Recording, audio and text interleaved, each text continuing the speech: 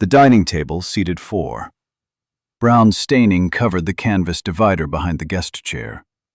The floor showed nail marks where something heavy had been dragged repeatedly toward the back door. A single hammer rested on the mantel, its head darker than the wooden handle. Between March 1871 and March 1873, 11 travelers sat in that chair. Was this a family-run grocery store or a methodically designed kill site?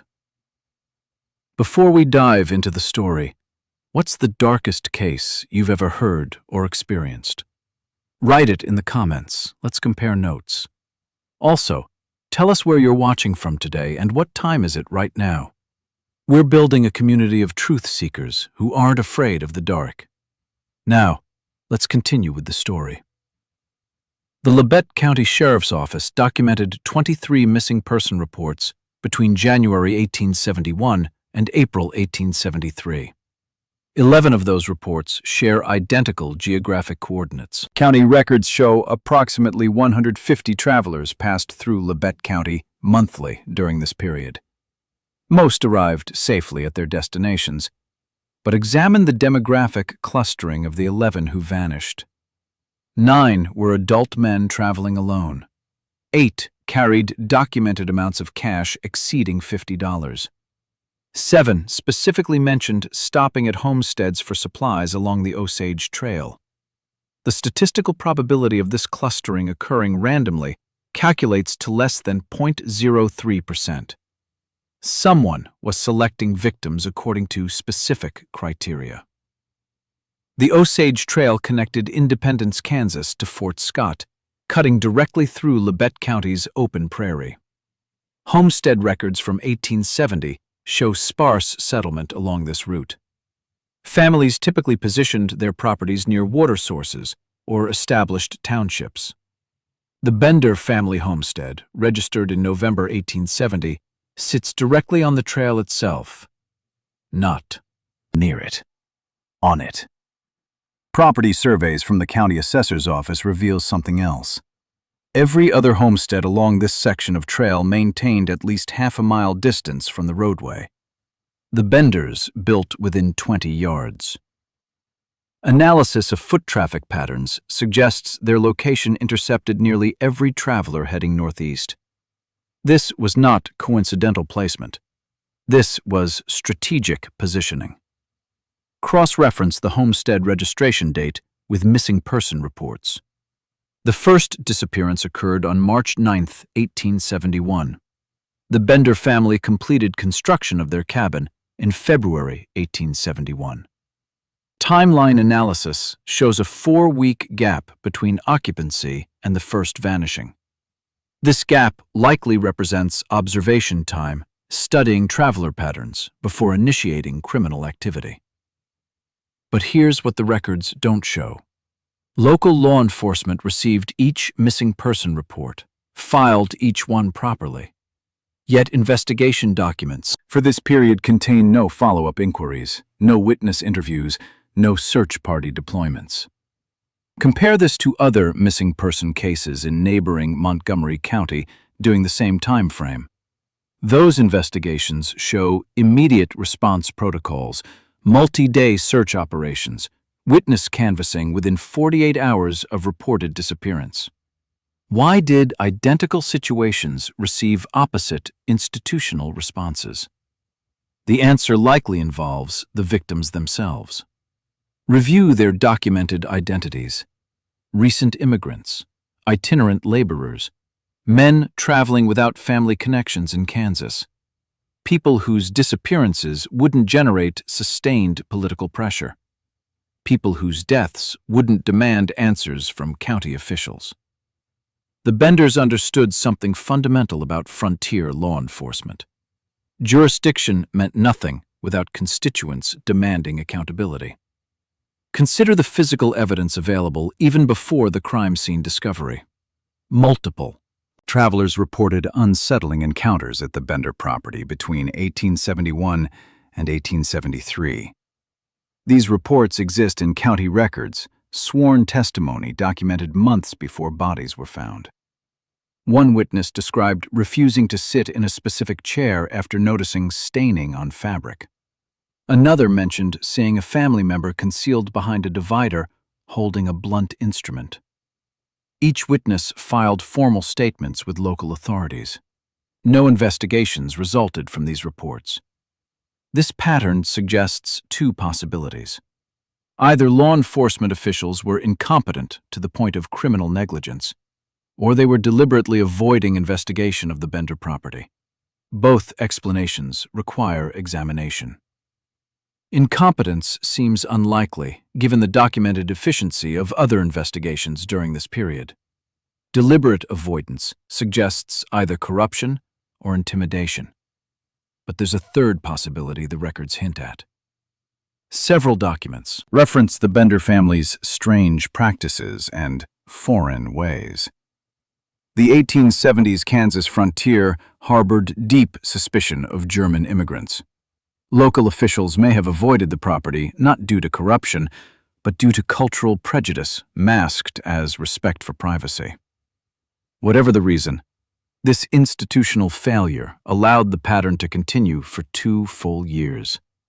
11 documented victims, potentially more whose disappearances went unreported, and a family whose criminal operation functioned in plain sight, protected not by sophisticated deception, but by systematic investigative negligence.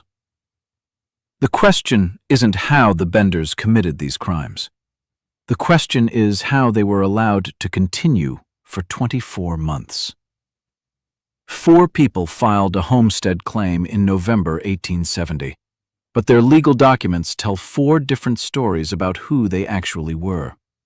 The Labette County Land Office preserves the original homestead application. William Bender is listed as head of household, age 60. Elvira Bender appears as his wife, age 55. John Bender Jr. is documented as their son, age 27. Kate Bender is recorded as their daughter, age 23.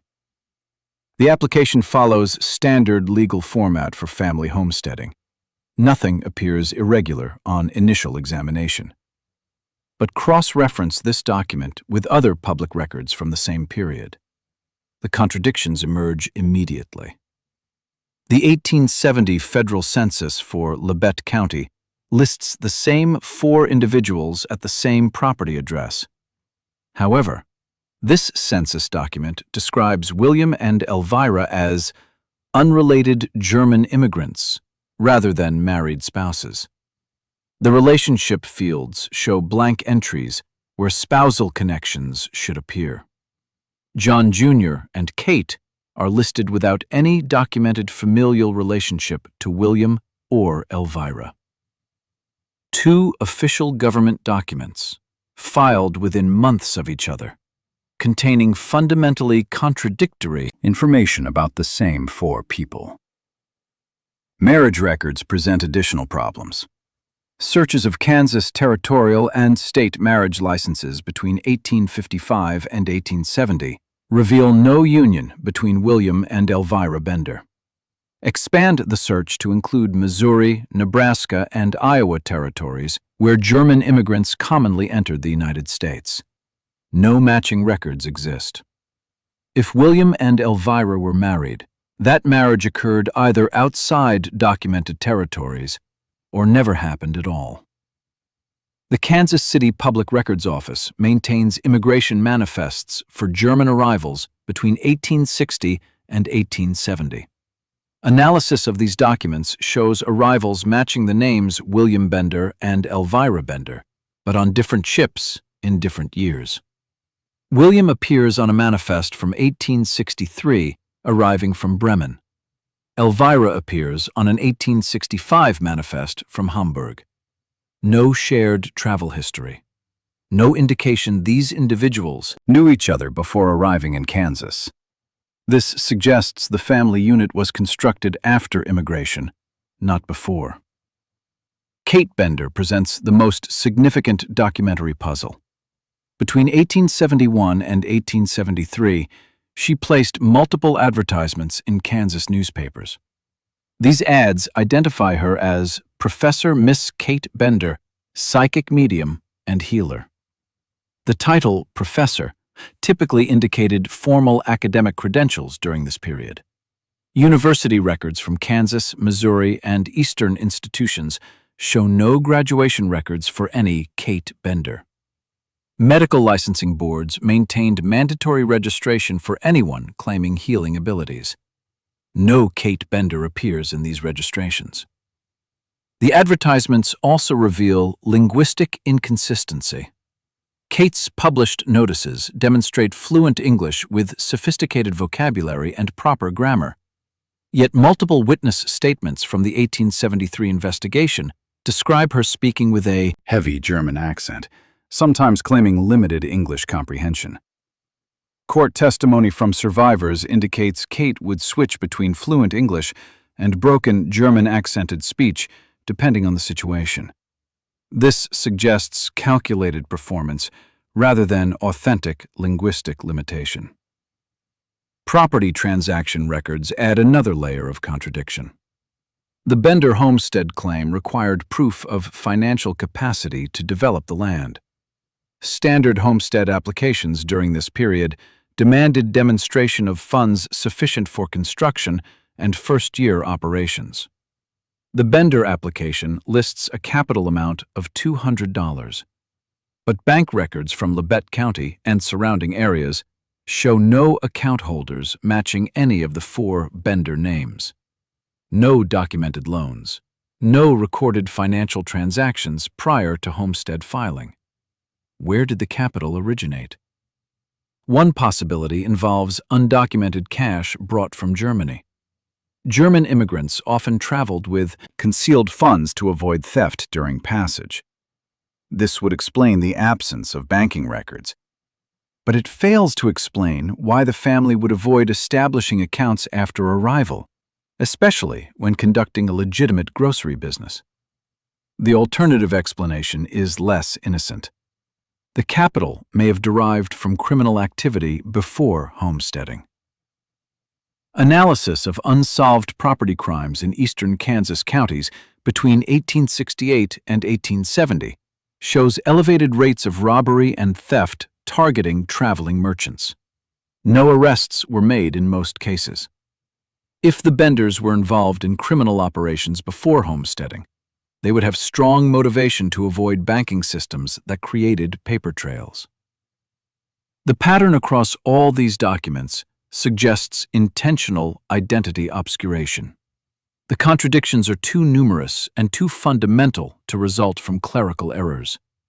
Someone actively prevented the creation of a coherent legal identity for this family unit. But here's what makes this particularly disturbing. Frontier homesteading required minimal identity verification. Land offices checked applications for basic completeness, but rarely cross-referenced information with other agencies. The Benders exploited this bureaucratic gap, constructing false identities that would collapse under scrutiny, but functioned perfectly well in a system that never scrutinized them. They understood the frontier's record-keeping weaknesses, and they weaponized that understanding. A legitimate frontier grocery store would position the proprietor behind a counter facing customers, but the Bender cabin placed guests with their backs to the family. Newspaper archives from Labette County and neighboring townships preserve 4 separate advertisements placed by Kate Bender between January 1871 and February 1873. The first advertisement appeared in the Osage Mission newspaper on January 12, 1871. It reads, "Professor Miss Kate Bender can heal all sorts of diseases, can cure blindness, fits, deafness, and all such diseases. Also deaf and dumbness.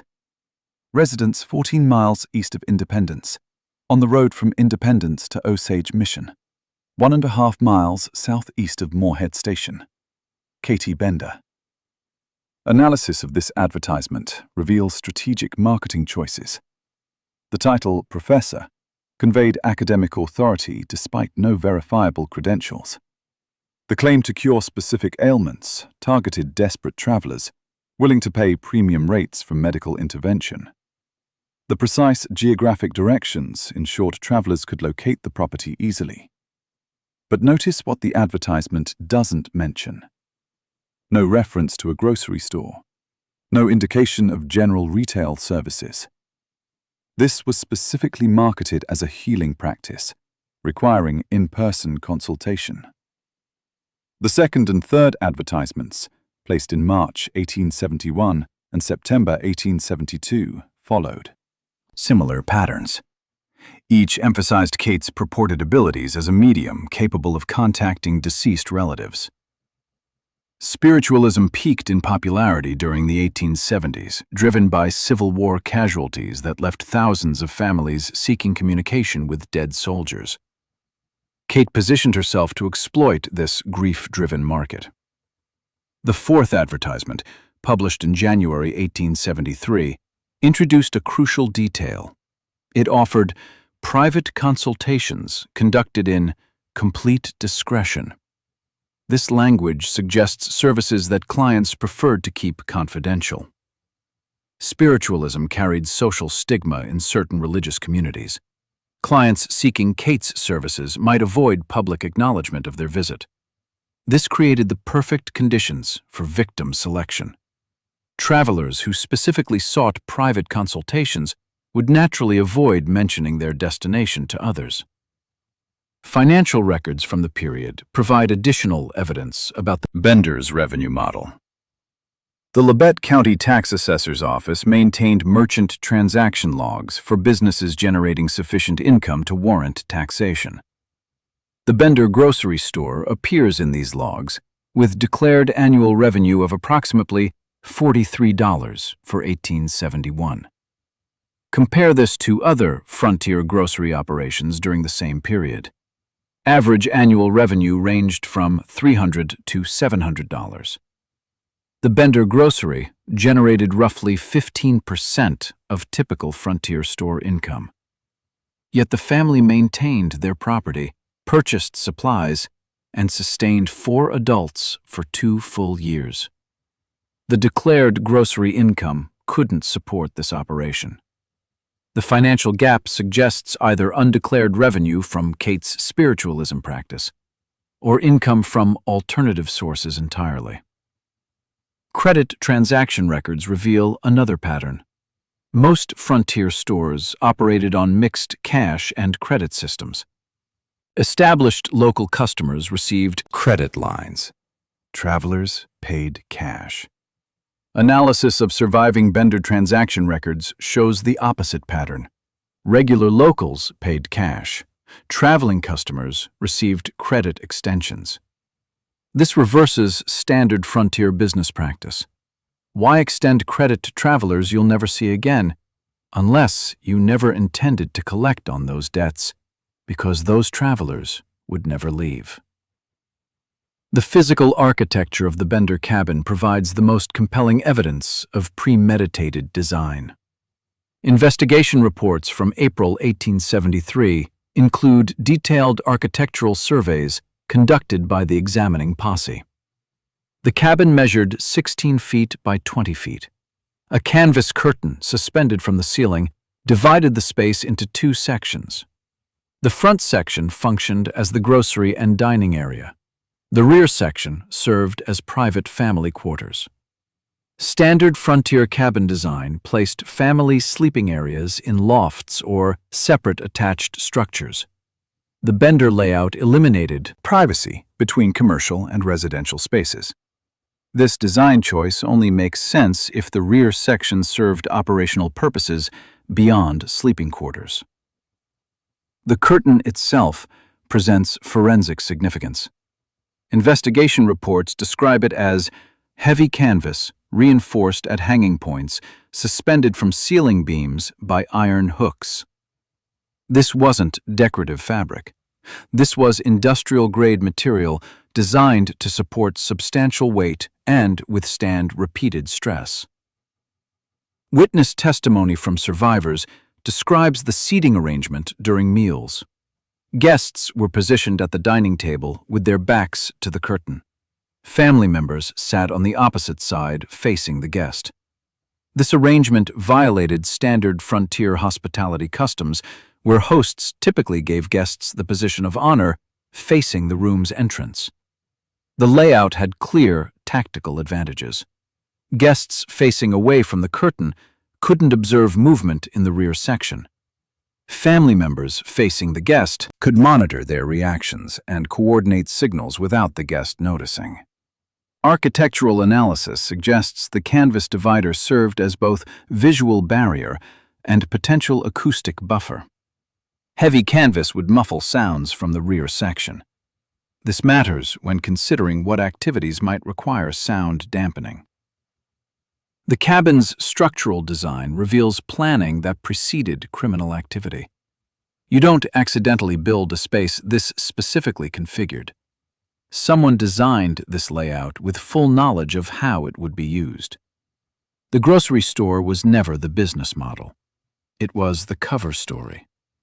3 separate individuals reported suspicious activity at the Bender property to local authorities between 1871 and 1873, and 3 separate times those reports generated 0 investigative action. The first documented warning came from Father Paul Weninger, a Jesuit missionary traveling through Labette County in October 1872. His personal diary, archived at the Jesuit Missouri Province Historical Records Office, contains an entry dated October 14th. The passage describes stopping at the Bender property for an evening meal. Father Weninger writes that he felt persistent unease during the visit and chose to continue traveling despite nightfall rather than accept the family's offer of overnight accommodation. His diary includes a specific detail. He noticed that the family seemed overly interested in whether he had informed anyone of his planned route. Kate Bender asked 3 separate times if he had family expecting him at his destination. The priest found these questions intrusive and inappropriate for casual conversation with a stranger. Father Weninger reported this encounter to the parish office in Osage Mission upon his arrival. Church records confirm this report was filed on October 16, 1872.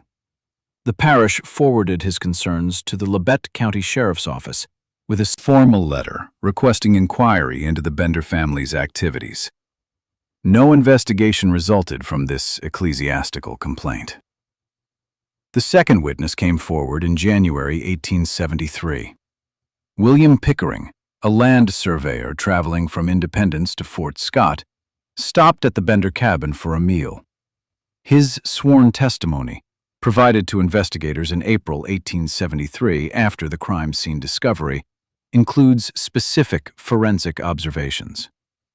Pickering describes being directed to sit in a particular chair at the dining table. Before sitting, he noticed dark brown staining on the canvas curtain directly behind the chair. The staining pattern suggested liquid had splashed against the fabric repeatedly. When Pickering asked about the stains, Kate Bender claimed they resulted from food preparation accidents. Pickering's surveying experience included bloodstain pattern analysis for property dispute cases involving livestock. He recognized the staining as inconsistent with food splatter. The distribution pattern and coloration matched biological material, not cooking residue. He refused to sit in the designated chair. This refusal triggered immediate tension. Kate's demeanor shifted from hospitable to hostile. William Bender emerged from behind the curtain. Pickering's testimony describes Bender as carrying an implement of unclear purpose that remained partially concealed. Feeling threatened, Pickering placed his hand on his holstered revolver and backed toward the door while maintaining visual contact with both family members. Pickering rode directly to the Labette County Sheriff's Office and filed a formal complaint. The deputy on duty took his statement and assured him an investigation would occur within the week. Records show no such investigation took place. The third witness account comes from a merchant named Rudolph Brockman. In March 1873, weeks before the discovery of the burial site, Brockman stopped at the Bender property to inquire about purchasing eggs. His testimony describes standing in the front section of the cabin when John Bender Jr. stepped partially from behind the canvas curtain while holding a large hammer. Brockman initially assumed John was performing carpentry work, but the younger Bender made no attempt to explain his presence or the tool. Instead, he stared at Brockman without speaking while slowly retreating behind the curtain.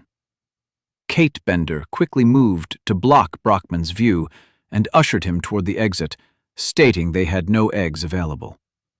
Brockman reported this encounter to a deputy in Independence, Kansas. The deputy documented the complaint, but advised Brockman that strange behavior alone doesn't constitute grounds for investigation. Comparative analysis of law enforcement response patterns during this period reveals significant disparities.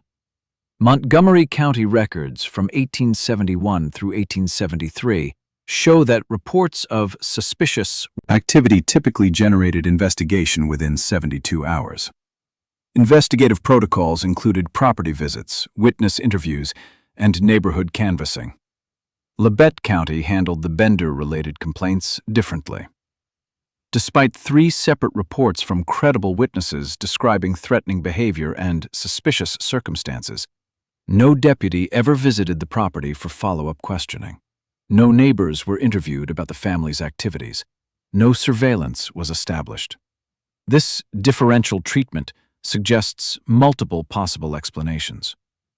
The most direct interpretation involves investigative negligence. Deputies may have dismissed concerns about the Bender family due to prejudice against German immigrants or general frontier lawlessness normalizing strange behavior. A more troubling possibility involves corruption. If the Benders were providing payoffs to local law enforcement, that would explain the systematic avoidance of investigation despite multiple formal complaints. However, no financial records support this theory. The third explanation involves institutional capacity. Labette County may have simply lacked sufficient law enforcement resources to investigate every reported concern. With limited deputies covering vast territory, officials prioritized active crimes over suspicious behavior reports. Regardless of cause, the result remained consistent. 3 witnesses identified genuine danger. 3 witnesses followed proper reporting procedures. 3 witnesses were ignored by the system designed to protect them.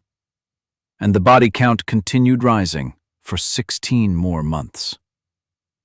Dr. William York vanished on March 9, 1873, and this time the authorities couldn't ignore it because his brother had the political power to make them answer. Travel records from Independence, Kansas, show Dr. York departed at approximately 8 o'clock in the morning, heading northeast toward Fort Scott on horseback. The journey typically required 10 to 12 hours, depending on weather conditions and rest stops. York carried medical supplies and approximately $120 in cash, documented in the ledger of the Independence General Store, where he purchased travel provisions the previous day. Dr. York's profession and social standing distinguished him from previous missing travelers. He maintained a medical practice in Independence and held an appointed position on the Township Health Board. His brother, Colonel Alexander York, served as a Kansas state senator and maintained extensive political connections throughout the region. When Dr. York failed to arrive in Fort Scott by March 11th, his colleagues immediately reported his absence to both local and state authorities. This represents a critical departure from previous disappearance cases. Earlier victims were itinerant workers or recent immigrants whose absence generated minimal institutional concern. Dr. York's disappearance triggered immediate response protocols, including search party deployment and witness canvassing along his documented route. Colonel York personally led the investigation. His military background included service during the Civil War and subsequent law enforcement training. He understood investigative methodology and possessed the political authority to demand cooperation from local officials who might otherwise avoid involvement.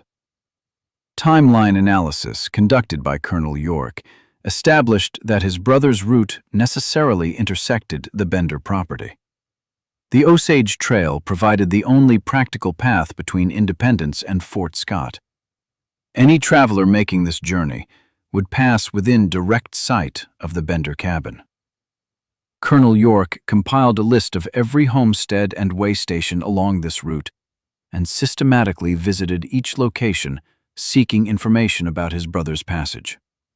Multiple witnesses confirmed seeing Dr. York traveling northeast on March 9th. A farmer named Leroy Dick testified to seeing a man matching York's description riding past his property at approximately 11 o'clock that morning. The location placed Dr. York roughly 3 miles southwest of the Bender homestead.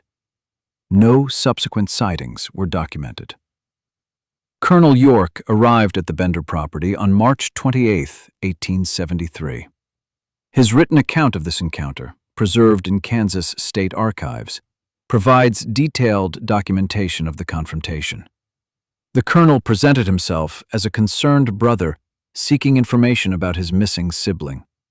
He showed the family a photograph of Dr. York and asked if they had seen a traveler matching this description.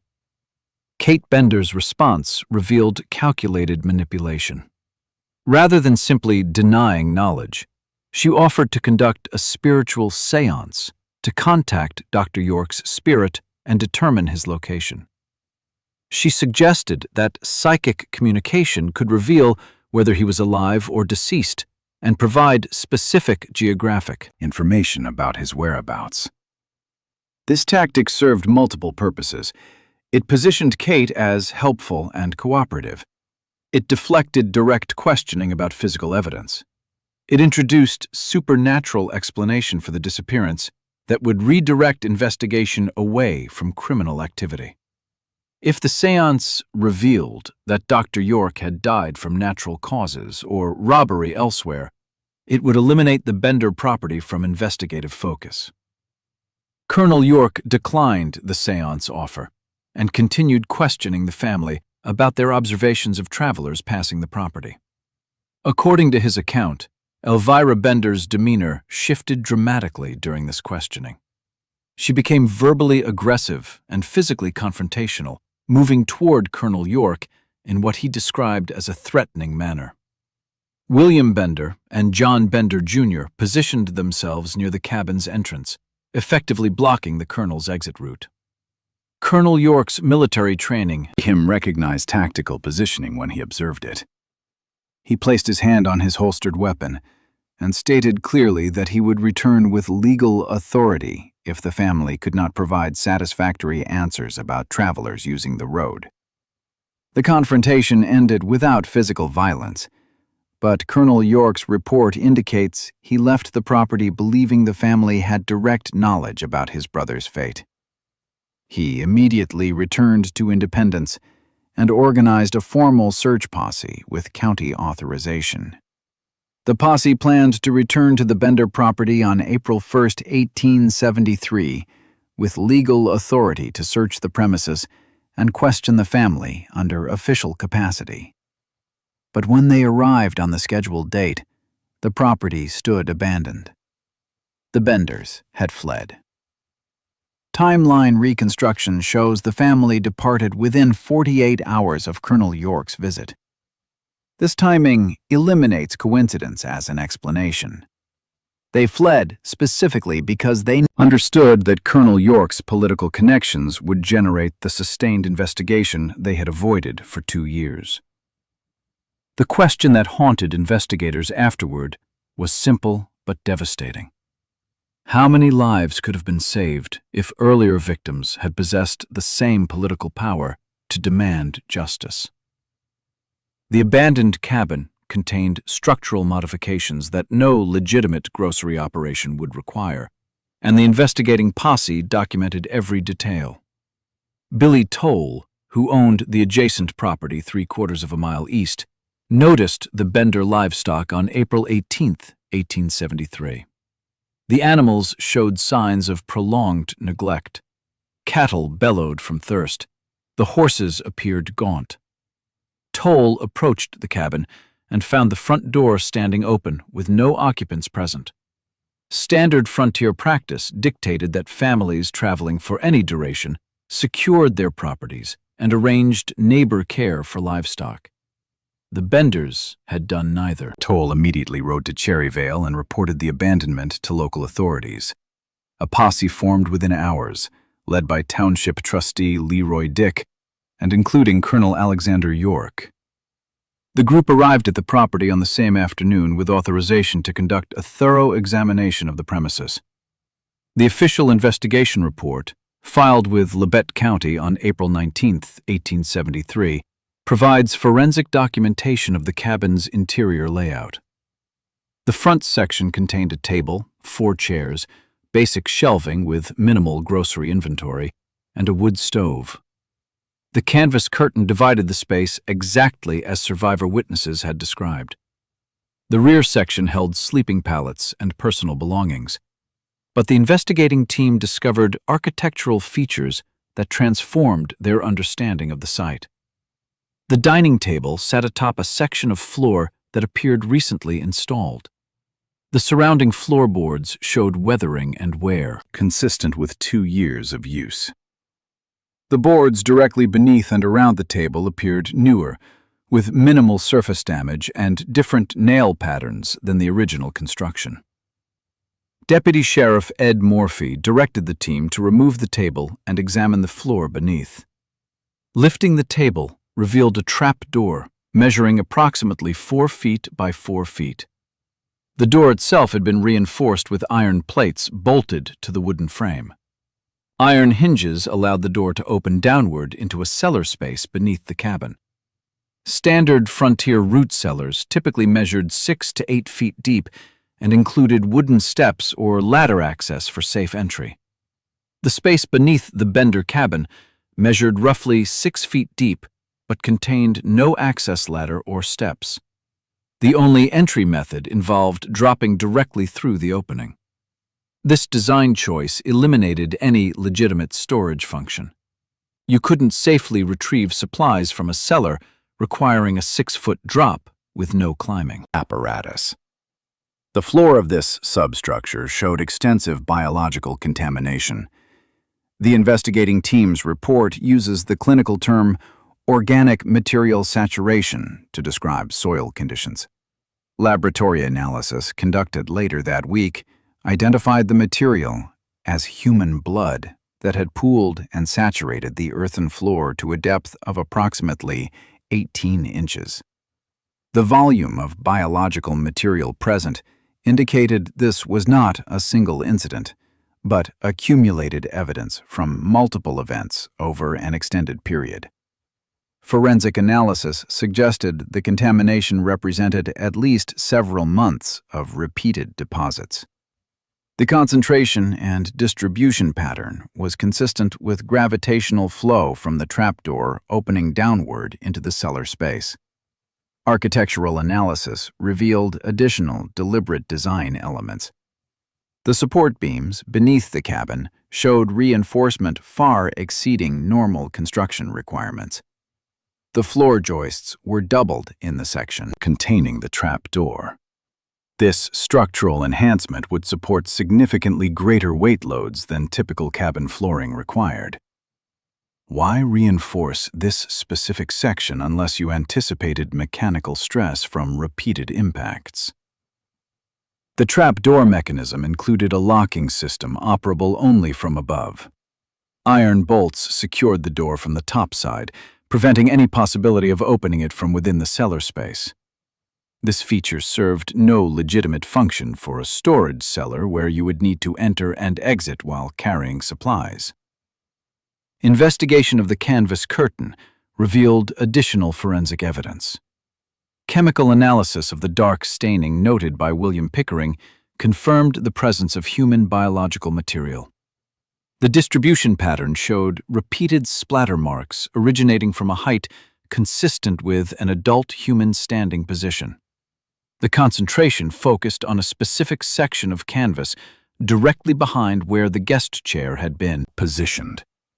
The physical evidence reconstructed the operational methodology. Victims seated at the dining table faced away from the curtain.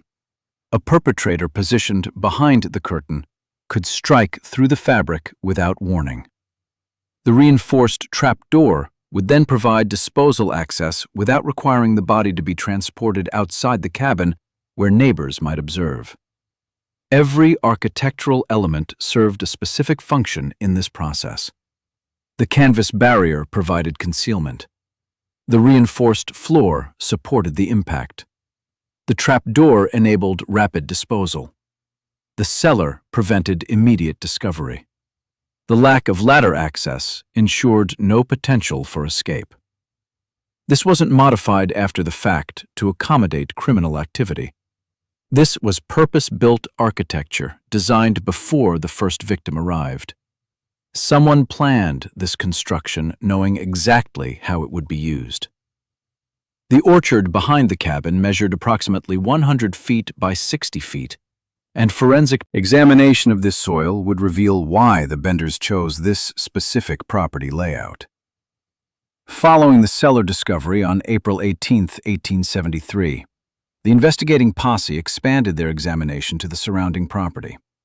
Deputy Sheriff Ed Morphy noted that the orchard section showed irregular soil patterns inconsistent with agricultural maintenance. Several areas displayed recently disturbed earth, despite no visible planting activity. The Benders had abandoned the property in early spring, when farmers typically prepared orchards for the growing season, yet these sections showed no cultivation evidence. Morphy implemented a systematic search methodology using iron probing rods.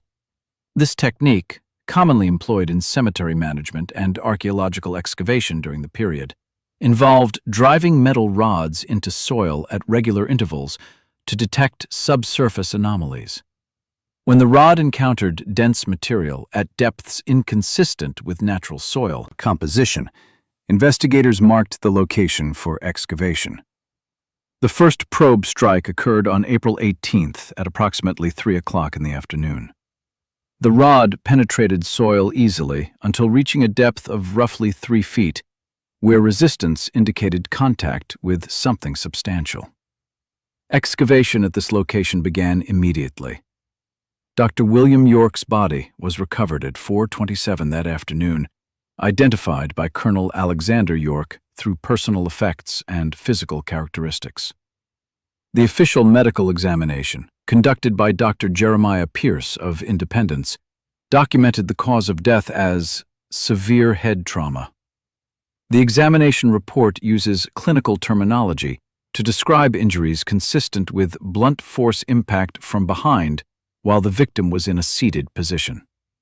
The forensic pattern established by this first recovery guided subsequent investigation. The posse expanded the systematic probing across the entire orchard section. Between April 18th and May 5th, 1873. Examination of the property yielded 11 confirmed burial sites. Each excavation was documented in county records with measurements, location coordinates, and preliminary identification information. Analysis of the burial pattern revealed deliberate spacing. Graves were positioned in rough rows, approximately 6 feet apart. This systematic arrangement suggested planned use of the space rather than random disposal. The Benders had essentially created an organized burial ground, maximizing the orchard's capacity for concealment. Medical examinations of the recovered victims showed consistent methodology. Dr. Pierce's reports, archived in Labette County Medical Examiner records, note that adult victims displayed similar injury patterns. The consistency suggested a practiced technique refined through repetition. This was not improvised violence, but calculated execution following an established procedure. Victim identification proved challenging in several cases. frontier travel often meant individuals carried minimal documentation. Several bodies remained unidentified during the initial investigation. Cross-referencing with missing person reports eventually provided tentative identifications for most victims, though absolute certainty was impossible given the forensic limitations of 1870s technology. One victim's identity was confirmed through documentation found during the cabin search.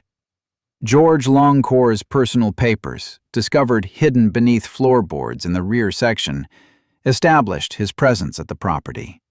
His young daughter, Mary Ann Longcore, was recovered from the same burial site.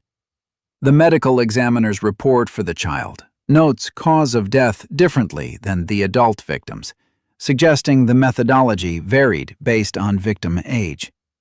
This variation in forensic evidence indicates the perpetrators adapted their actions depending on circumstances. The excavation also revealed forensic Evidence about timing. soil analysis and decomposition assessment suggested the burials occurred across a period spanning approximately 18 to 24 months. This timeline aligned with the window between the family's arrival in late 1870 and their departure in March 1873. The forensic evidence confirmed that the criminal activity began shortly after the Benders established their homestead and continued consistently until they fled. Property examination uncovered additional evidence beyond the burial sites. A smokehouse located 30 feet from the cabin contained personal belongings from multiple individuals. Watches, coins, clothing items, and travel documents were cataloged as evidence. These items matched descriptions from missing person reports filed throughout 1871 and 1872. The collection represented a systematic retention of victim property, likely sorted for items with resale value. Financial analysis of These recovered belongings suggested the monetary motivation behind victim selection. the combined cash value of jewelry, timepieces, and currency exceeded $800. For context, average annual income for Kansas laborers during this period was approximately $300. The Benders' criminal operation generated substantial revenue beyond anything their grocery business could have produced. But perhaps the most disturbing forensic discovery involved the tool marks on the cellar floor. Examination revealed scraping patterns consistent with repeated cleaning attempts. Analysis of residue samples indicated the use of lye, a caustic chemical employed for organic material decomposition. This evidence demonstrated conscious effort to eliminate forensic traces between incidents. They weren't just killing people. They were refining their process. The Benders purchased train tickets on April 16, 1873, 2 full days before investigators discovered The abandoned property, which means someone warned them the investigation was coming. Railroad company records from the Leavenworth, Lawrence, and Galveston line document ticket purchases in Thayer, Kansas on April 16th. 4 tickets were sold to passengers matching the Bender family descriptions. The ticket agent's log entry, preserved in Kansas State Historical Society archives, notes the unusual nature of the transaction. The family purchased tickets to different destinations on different trains, departing within hours of each other. This split destination strategy suggests premeditated escape planning rather than panicked flight. Families fleeing together typically travel as a unit to maintain mutual support and pooled resources. The Benders deliberately separated, which indicates either prior disagreement about escape routes or tactical decision to complicate pursuit by dividing investigative attention. Kate Bender and John Bender Jr. purchased tickets for a southbound train departing Thayer at 2:15 that afternoon. The destination listed was Denison, Texas. Multiple witnesses at the Thayer station provided descriptions matching Kate and John to investigators who arrived 3 days later. The station agent specifically remembered Kate due to her distinctive appearance and confident demeanor, unusual for women traveling the frontier. William and Elvira Bender purchased tickets on a different train, departing at 4:45 that same afternoon. Their tickets showed destinations to Humboldt, Kansas, roughly 40 miles northwest of Thayer. However, conductor records from that train run indicate the elderly couple disembarked at Chanute, Kansas, an unscheduled stop between Thayer and Humboldt. This mid-route departure suggests they used the initial tickets as misdirection while planning different final destinations. The tactical sophistication of this escape strategy reveals planning that likely began before Colonel York's confrontation. Don't execute a coordinated 4-person split destination evacuation within 48 hours unless contingency plans already existed. The Benders had prepared for this scenario, suggesting they always anticipated eventual discovery and maintained ready escape protocols. Law enforcement tracking efforts began immediately after the crime scene discovery. Deputy Sheriff Morphy telegraphed descriptions of all 4 family members to railroad stations and townships throughout Kansas, Missouri, and Indian Territory. Reward notices were posted offering $500 per family member for information leading to arrest. This substantial sum attracted attention from bounty hunters and generated numerous reported sightings. But the reported sightings created more confusion than clarity. Between April 18th and December 1873, law enforcement received 73 separate reports claiming Bender family sightings. These reports came from locations as geographically diverse as New Orleans, Denver, and Michigan.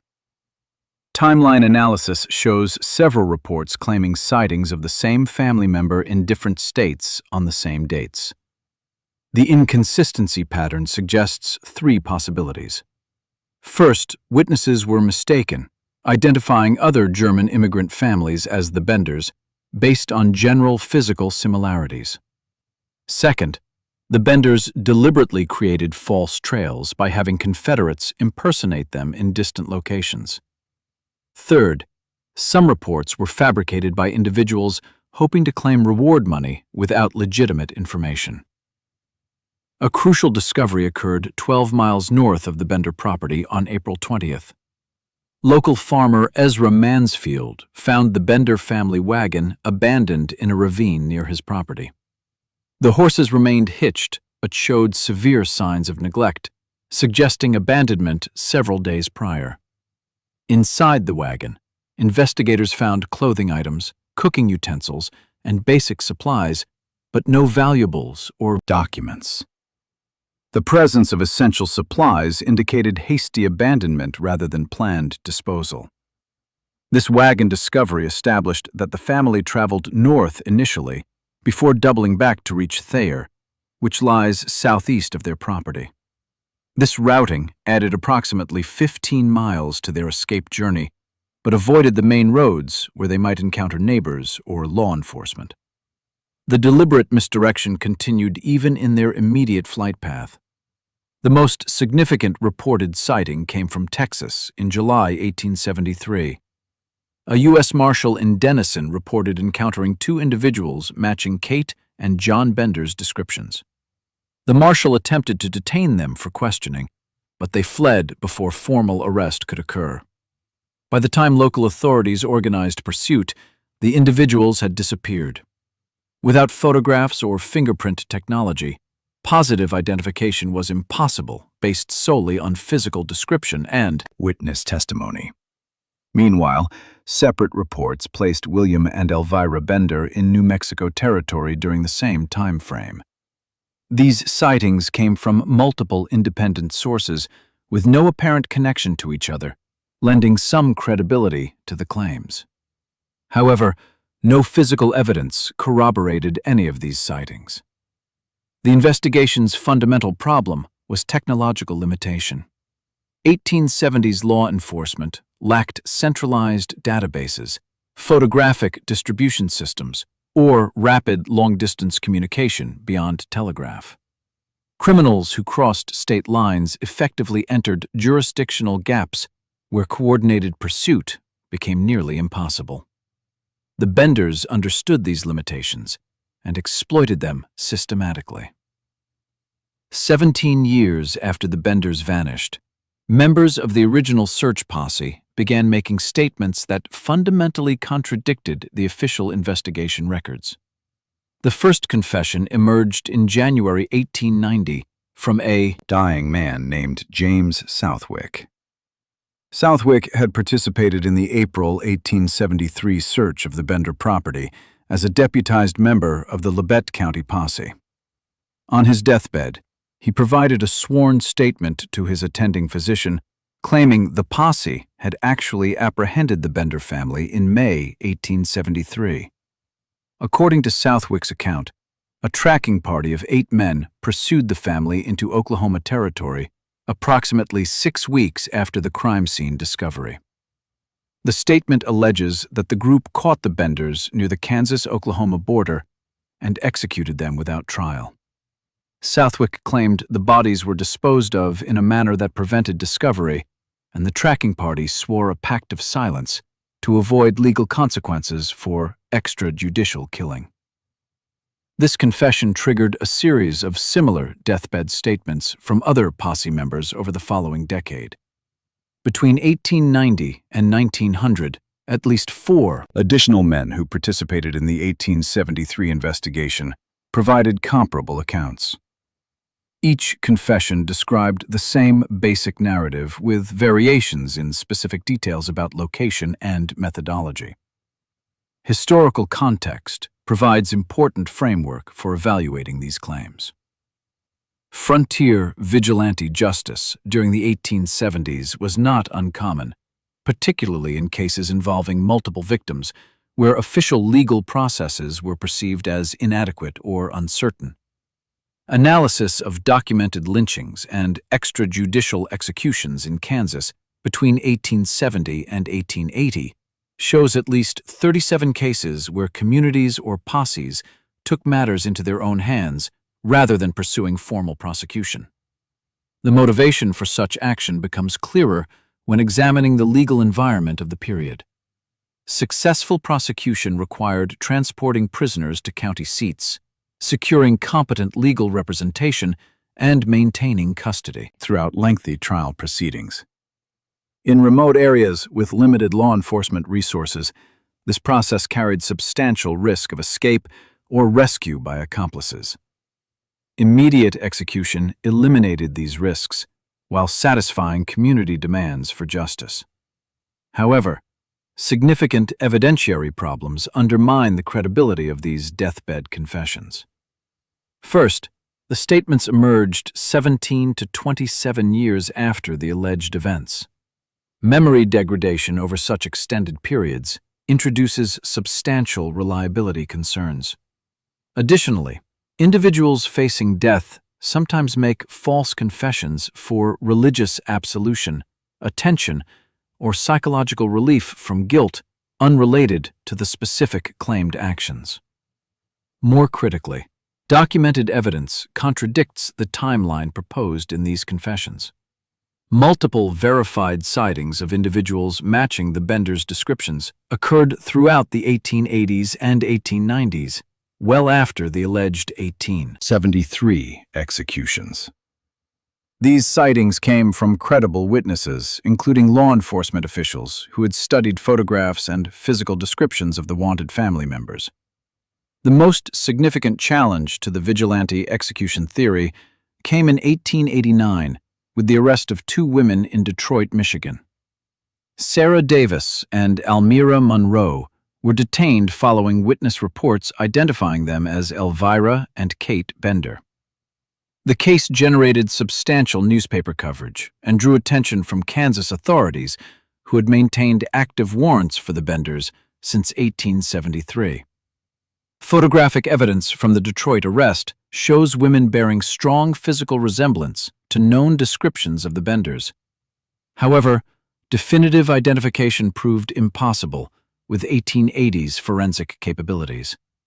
No fingerprint technology existed, Dental records were not systematically maintained. Physical appearance provided the only identification method, and after 16 years, age-related changes complicated visual comparison. The arrested women denied being the Benders and provided alternative identity documentation. Investigation of their claimed backgrounds revealed inconsistencies, but insufficient evidence existed to conclusively prove or disprove their true identities.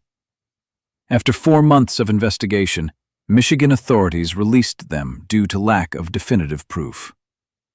This case presents a logical impossibility if the deathbed confessions were accurate. The Benders could not have been executed in 1873 and also arrested in 1889. Yet both sets of evidence exist in official records with supporting documentation. 3 explanations account for this contradiction. The deathbed confessions were fabricated or mistaken. The Detroit arrests involved women who, coincidentally, resembled the Benders. Or, some members of the Bender family were caught and executed, while others escaped and survived. Into the 1880s. Analysis of the confession patterns reveals interesting details. The confessors never agreed on specific location coordinates for the alleged execution and burial. Descriptions of the confrontation varied significantly across statements. No physical evidence corroborated any aspect of the claims. These inconsistencies suggest either false memory or deliberate deception. Yet the confession's existence demands explanation. Why would multiple men independently claim participation in events that never occurred? The answer remains unverified. The executions either happened without evidence, or they never happened, despite confessions. The Bender case remained officially open for 67 years because every piece of evidence that suggested one conclusion was contradicted by evidence supporting the opposite. Kansas authorities maintained active warrants for all 4 Bender family members from April 1873 until 1940. This extended duration is unusual in frontier law enforcement history. Most fugitive cases were either resolved through capture within 5 years or quietly closed due to presumed death or permanent escape. The Benders case continued generating investigative activity for nearly 7 decades. The 1889 Detroit arrest represents the most compelling post-disappearance development. On November 3, 1889, Detroit police detained Sarah Davis and Almira Monroe following reports from Kansas residents temporarily living in Michigan. These witnesses claimed the women matched detailed descriptions of Elvira and Kate Bender circulated through wanted posters since 1873. Michigan authorities contacted Kansas law enforcement immediately. The case generated substantial newspaper coverage across multiple states. Photographs of the detained women were distributed to witnesses from the original 1873 investigation. Several individuals who had direct contact with the Benders provided tentative identifications based on these photographs. However, photographic comparison presented significant limitations. 16 years had passed since the Benders' disappearance. Human facial features change substantially between ages 55 and 71, or ages 23 and 39. The arrested women showed physical similarities to the Benders, but also displayed differences that could be attributed either to aging or to misidentification. The detained women maintained they were Sarah Davis and Almira Monroe, providing documentation supporting these identities. Investigation of their backgrounds revealed inconsistencies in their claimed personal histories. Birth records and marriage certificates contained gaps that raised questions about authenticity. Yet the inconsistencies were not definitive enough to prove the documents were fabricated. Michigan prosecutors faced an evidentiary challenge. Without fingerprint technology or DNA analysis, no scientific method existed to conclusively establish identity. Witness identification based solely on appearance after 16 years carried insufficient legal weight for prosecution. After 4 months of investigation producing no definitive proof, authorities released both women. The case file notes include a significant detail. During questioning, both women demonstrated knowledge of specific details about frontier Kansas life during the 1870s that would be unusual for individuals who claimed never to have lived there. However, this knowledge could have been acquired through newspaper accounts or conversations with actual Kansas residents. The evidence remained ambiguous. Following the Detroit case, reported sightings continued sporadically through the 1890s. Law enforcement investigated each report, but never achieved verified confirmation of any Bender family member's location or status. The documented trail consists entirely of possibilities, none of which were definitively resolved. In 1940, the Kansas Bureau of Investigation officially classified the Bender case as unresolved, with status changed from active investigation to historical record. This administrative closure acknowledged that after 67 years, the likelihood of apprehending elderly fugitives or obtaining conclusive evidence had diminished to near impossibility.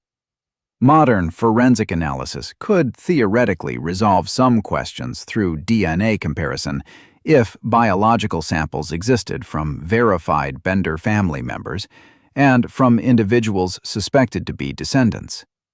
However, no such samples were preserved from the 1870s. The Benders left behind personal belongings, but no materials suitable for reliable DNA extraction using current technology. The fundamental investigative question remains binary. Either the Benders died shortly after their 1873 flight, whether through vigilante execution or natural causes, or they successfully established new identities and lived extended lives under assumed names.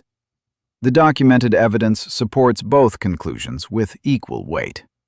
Arguments for death shortly after escape include the deathbed confessions, the difficulty of maintaining false identities in small frontier communities, and the absence of definitive confirmed sightings despite active searches.